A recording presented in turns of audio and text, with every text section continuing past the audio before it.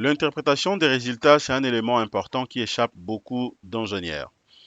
Le domaine des bâtiments et travaux publics, c'est un domaine purement complexe qui fait de manière à ce qu'après avoir dimensionné ou étudié une structure, l'ingénieur doit maîtriser l'interprétation. Nous allons donc voir ensemble avec moi, après avoir étudié ces projets, et nous avons terminé en fait l'étude de l'assemblage de ces projets. Maintenant, nous allons voir comment on sera donc à mesure de bien interpréter le résultat obtenu ici. Je vous ai montré tout à l'heure comment procéder afin de faire quand même une étude des assemblages beaucoup plus complexes. Nous avons donc traité ces cas ensemble avec vous. Vous avez bien maîtrisé l'étude d'assemblage du pied des poteaux encastrés de la structure renforcée. Nous avons bel et bien obtenu le schéma que vous voyez ici, ok, que je considère comme le plan et qui pourra justement nous aider à réaliser cet encastrement. Mais ce qui est beaucoup plus important, c'est au niveau des résultats. C'est vrai, les résultats, tout est bon. Nous avons vérifié les ratios, ça passe, qui est fixé à 0,79. La norme utilisée ici, c'est Eurocode 3. Ok, vous avez tout ce qu'il faut, tous les détails sont là. Mais ce qui est beaucoup plus important, c'est d'abord l'interprétation. L'ingénieur doit maîtriser tout ce qu'on a mentionné ici. L'ingénieur doit maîtriser en fait l'interprétation des résultats, afin de bien et de permettre à ce que la réalisation également soit beaucoup plus facile. Et donc tout à l'heure là, nous allons essayer un peu de décortiquer rapidement et les résultats obtenus ici. Question de visualiser ça clairement et de voir étape par étape ce que le logiciel nous a donné comme recommandation. Restez connectés les amis, abonnez-vous déjà massivement sur notre chaîne YouTube, Jinkunga Tutoriel, likez nos contenus ainsi que partagez.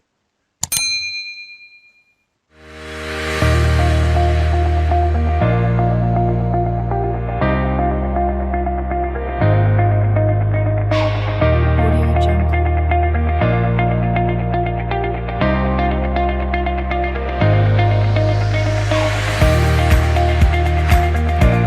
Audio Jungle.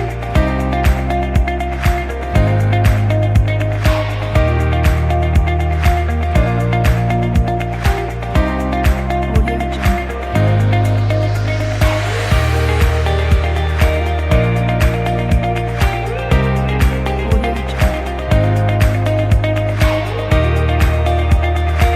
Comment interpréter les résultats obtenus après avoir effectué l'étude des assemblages du pied des poteaux encastrés de la structure renforcée?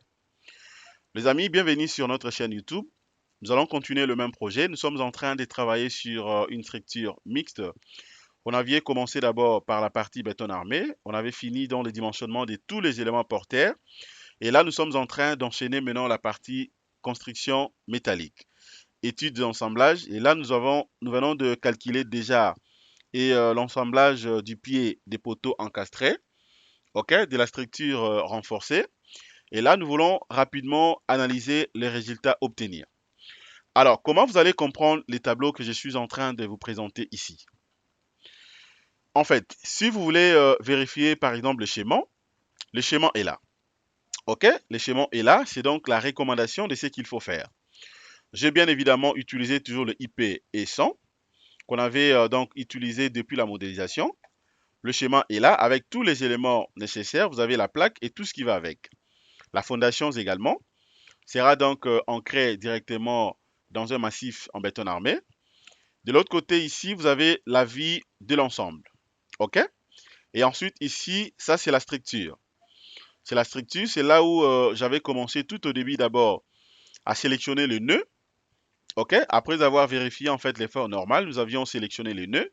Ensuite, on est passé directement, le nœud sélectionné était là, donc c'est ça. C'est le nœud 398. Alors, étant donné que je viens déjà d'effectuer son encastrement, raison pour laquelle vous allez voir ici que le logiciel vient d'encercler ça. C'est pour dire que le nœud encerclé ici, c'est un nœud qui a été déjà donc dimensionné, je peux dire comme ça. Bien évidemment, pour les cas de la construction métallique, nous avons fait donc l'étude des assemblages du poteau, du pied des poteaux encastrés. C'est encerclé ici. Et ce qui est important pour moi, c'est au niveau des résultats. Comment analyser ou interpréter ces résultats ici? Vous avez là, par exemple, Ça, c'est les titres. Calcul du pied des poteaux encastrés. La norme utilisée, c'est la norme Eurocode, Eurocode 3. De l'autre côté, vous avez les ratios. Et là, ce sont les recommandations de ce qu'il faut faire. D'abord, je vais commencer par la généralité. Général, ici, vous avez par exemple le nom, les numéros de l'assemblage. Les numéros, c'est les numéros 1, justement parce que je fais qu'un seul assemblage. Les noms de l'assemblage ici, ce pied des poteaux encastrés. Le nœud de la structure, c'est le nœud numéro 398. C'est très important de vérifier ça. Parce que généralement, je reçois chaque fois des questions auprès de mes confrères qui me demandent, ingénieur, mais je voulais faire une étude de quoi d'assemblage.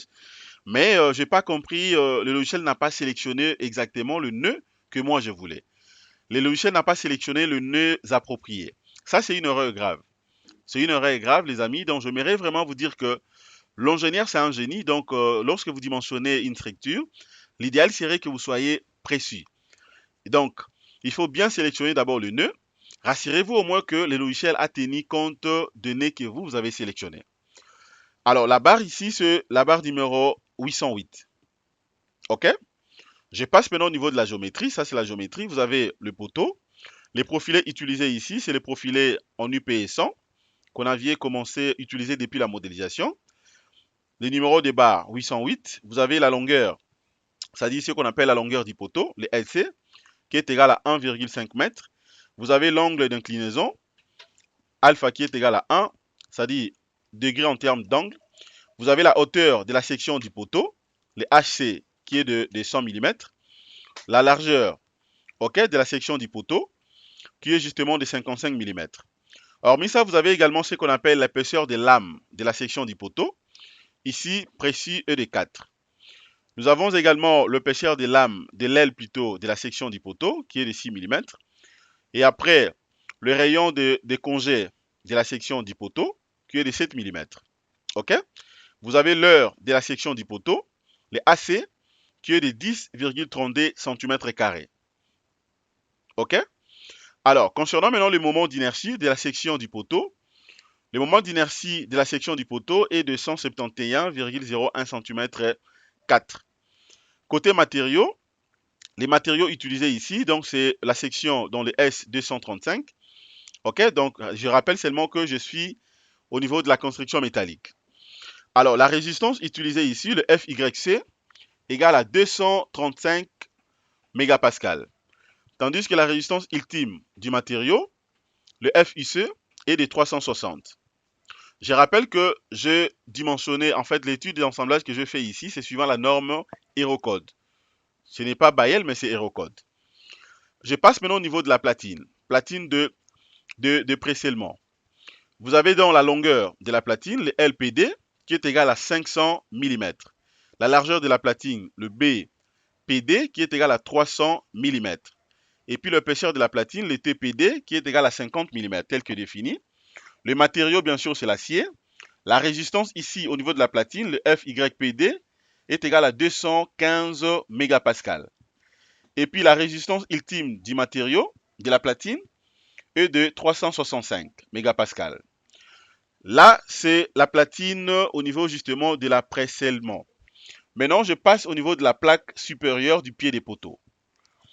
Au niveau de la plaque supérieure du pied des poteaux, vous avez la longueur LPI qui est égale à 200 mm, la largeur BPI qui est égale à 110 mm. Vous avez également l'épaisseur TPI qui est égale à 25 mm, ainsi que le matériau utilisé, c'est toujours l'acier. La résistance F2PI, 235 mégapascales plutôt. La résistance ultime, idem, c'est de 365 mégapascales. Au niveau de l'ancrage, vous avez premièrement le plan de cisaillement, OK, qui passe par la partie justement non ficelée, OK, non filetée dans 10 boulons. La classe des tiges d'ancrage utilisée ici est de 4,6. Ça, c'est la classe d'ancrage utilisée. Et de 4,6. Tandis que la limite de placement, OK, ce qu'on appelle limite de plasticité du matériau du boulon, est de 240 mégapascales, le FYB. La résistance du matériau du boulon à la traction est de 400 mégapascales, le FIB. Le diamètre du boulon j'ai utilisé en diamètre de 20 mm. Vous avez l'heure de la section efficace du boulon et de 2,45 cm², les AS. Et la section concernant l'heure de la section du boulon de 3,15 cm². Le nombre de colonnes du boulon, ici, j'aurai que 4 colonnes du boulon. Ça, c'est le nombre en termes, bien sûr, je peux dire en termes du côté horizontal. Et vous avez également le nombre des rangées des boulons. J'aurai donc 4 rangées. OK? Écartement maintenant. Les EHI est égal, ça sera de 200 mm. Entre axes, les EVI sera de 25 mm. Alors, que le maintenant les dimensions des tiges d'ancrage. Les dimensions des tiges d'ancrage, vous avez le L1 qui sera égal à 60 mm, le L2 sera égal à 640 mm, le L3 sera égal à 120 mm, le L4 sera égal à 100 mm. La platine, le LWD sera égal à 10 mm, qui représente tout simplement la longueur. Le BW2 sera égal à 10 mm, qui est la largeur. Et puis le TWD sera également égal à 10 mm, qui est l'épaisseur. Au niveau de la bêche, le profilet utilisé ici, c'est un profilet métallique. Ça sera toujours le IPE 100. La longueur, le LW, sera égal à 100 mm. Le matériau, toujours l'acier. La résistance au niveau du bêche, le FYW sera exactement de 235 mégapascales. Rien à changer là-dessus. Au niveau des raidisseurs, nous avons la longueur qui sera LS sera égale à 500 mm. La largeur sera égale à WS de 300 mm. La hauteur HS de 100 mm. L'épaisseur TS de 10 mm. Et puis, le grillage sera égal à le D1 de 20 mm, ainsi que le grillage de 2D sera de 20 mm. Quels sont maintenant les coefficients de matériaux? Les coefficients de matériaux, premièrement, d'abord, les coefficients de sécurité partiels. OK? Les gamma F0. Les gamma M0 sera égal à 1. Le deuxième coefficient de sécurité partielle, les gamma M2 sera égal à 1,25. Le troisième coefficient de sécurité partielle, les gamma C, sera égal à 1,50. Ce sont des coefficients de matériaux.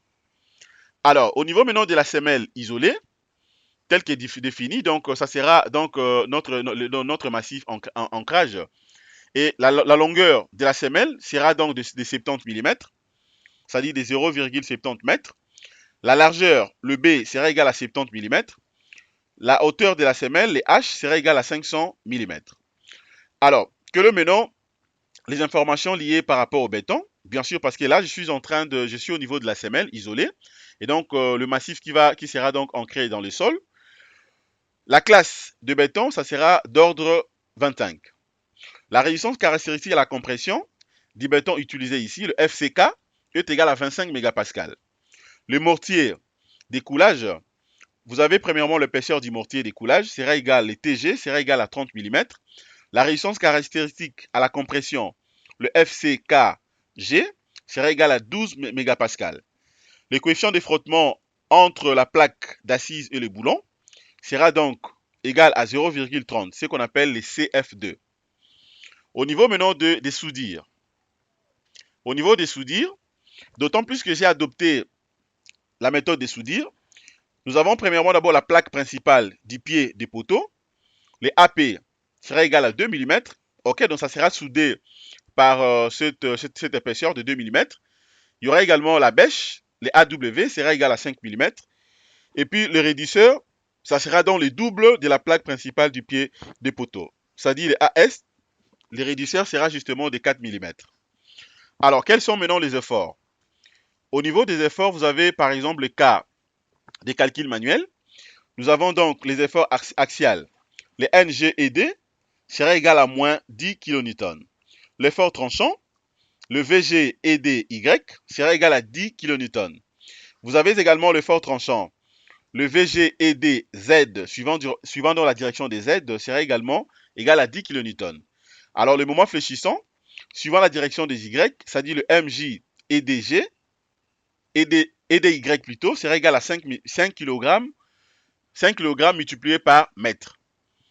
Alors, le moment fléchissant J et D, suivant la direction des Z, sera également égal à 5 kN multiplié par mètre. Alors, maintenant, je passe au niveau de la zone des résultats. Au niveau des résultats, vous avez premièrement ce qu'on appelle la zone comprimée. La zone comprimée comprend quoi exactement? Quand on parle de la zone comprimée, comprenez que en construction métallique, la zone comprimée représente tout simplement la compression du béton. C'est ça la zone comprimée. Dans la compression du béton, nous avons ce qui suit. Premièrement, il y a ce qu'on appelle la résistance des calculs à la compression, le FC2, qui est égal à 16,67 mégapascal. La résistance des calculs du matériau disjoint sous la plaque d'assise, le FJ, qui est égal à 20,08 mégapascal. Et puis, vous avez également la largeur de l'appui additionnel, le C, sera égal à 94 mégapascal. Et la longueur, ou la largeur plutôt efficace de la semelle de tronçon T, le BEFF sera égal à 195 mégapascal. Non, qu'est-ce que j'ai dit? 195 mm. OK? La largeur de l'appui additionnel aussi, c'est en millimètres. Alors, maintenant, au niveau de la largeur efficace de la semelle des tronçons en T, le LEFF sera égal à 244 mm. La zone de contact de la place d'assise avec la fondation, les AC0 sera égal à 474,67 cm². L'aile de calcul maximale de la répartition de la charge, les AC1, sera égal à 4086,80 cm². Maintenant, la résistance du béton à l'appui rigide, le FRDI, sera égal à 2321,33 kN. Le coefficient réducteur pour la compression, le BJ, donc le bêta-J, sera égal à 0,67. Alors, concernant maintenant la résistance des calculs de matériaux disjoints, le FJD sera égal à 32,60 mégapascal. L'aile de compression efficace, ACN, sera égal à 1425,37 cm². R, déflexion suivant la direction des Y, dont le ACY sera égal à 712,68 cm². Et L de flexion suivant la direction des Z sera égal à 712,68 cm². Donc c'est les ACZ. Concernant maintenant la résistance du béton à la compression, vous avez donc le FZRDN qui est égal à 4647,08 kN. La résistance du béton à la flexion suivant la direction des Y, le FCRDY sera égal à 2323,54 kN. Et la résistance du béton à la flexion suivant la direction des Z, le FCR2Z sera égal à 2323,54 kN. Alors, concernant maintenant l'aile et l'âme du poteau en compression, là-dedans, vous avez premièrement la classe de la section. La classe de la section sera tout simplement égale à 1 sur le CL. Et puis, notre facteur plastique de section, le WPLY, sera égal à 2097,53 cm3. Vous avez donc la résistance de calcul de la section à la flexion, sera égale à 492,92 kN multiplié par mètre.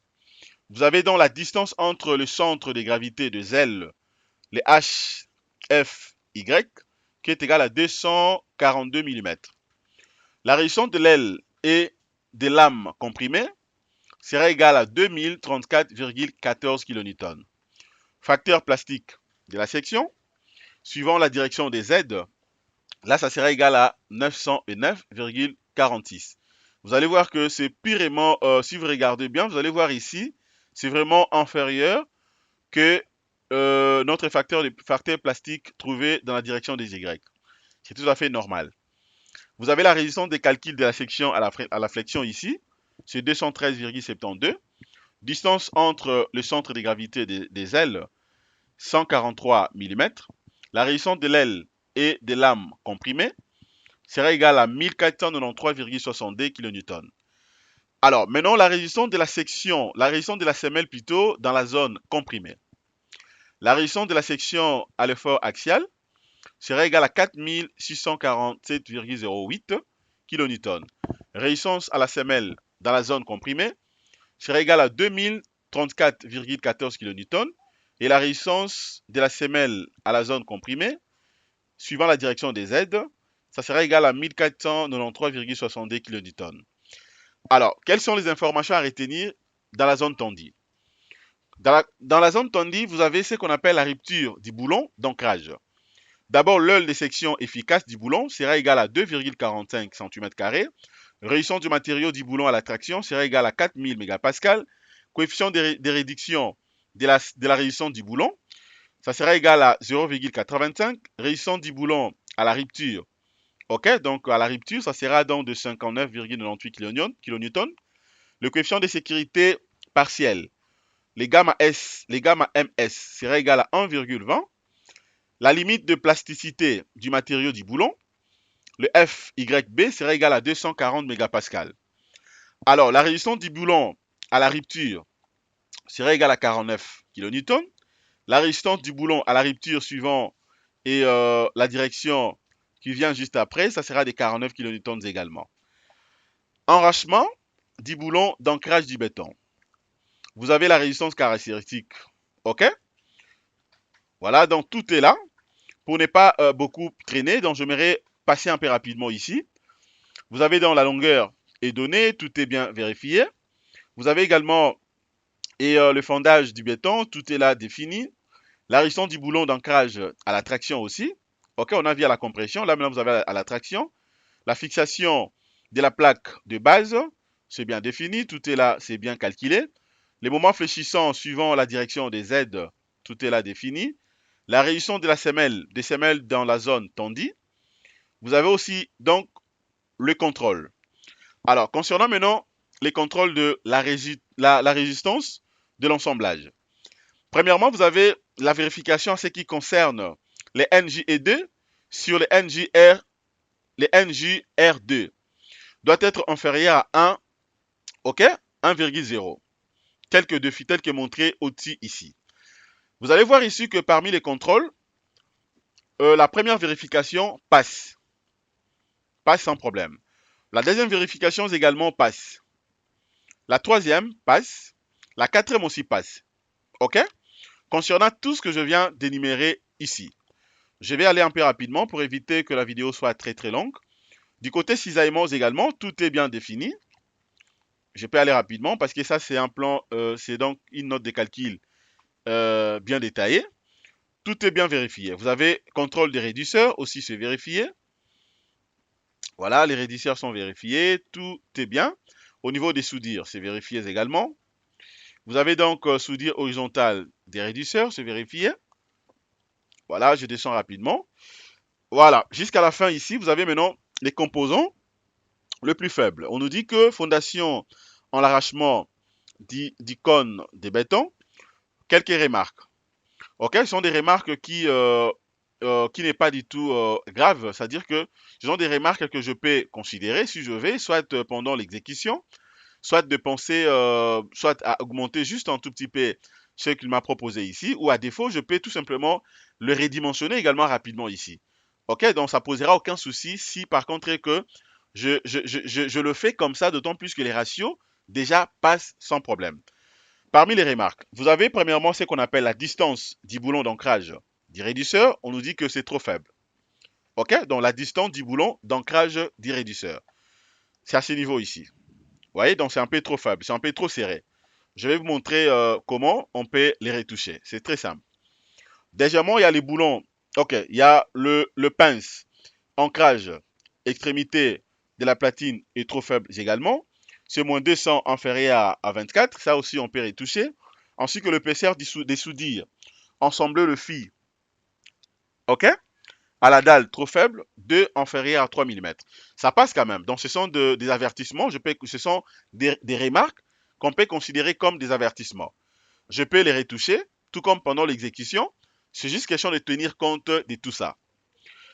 Donc voilà les amis, c'est que j'allais à vous partager. Et à la fin, vous allez voir ici que c'est bien mentionné l'ensemblage satisfaisant vis-à-vis de la norme utilisée. Je rappelle que j'ai utilisé la norme Eurocode 3. Et donc les amis, voilà ce que je voulais vous partager concernant cette formation. Je pense que ça vous a plu. Merci de votre disponibilité. Excellente journée. Abonnez-vous massivement, likez nos contenus, contactez-moi si vous avez des projets. Vous avez des hangars ou, je ne sais pas, un projet d'une construction métallique, vous cherchez un expert quelqu'un qui pourra travailler avec vous ou celui qui peut interpréter tout simplement vos résultats, contactez-moi. Je peux vérifier d'abord votre structure et puis vous proposer ce qui est beaucoup plus mieux, à défaut même interprété, à un prix très, très, très abordable. Merci de votre disponibilité. Excellente journée. Au revoir.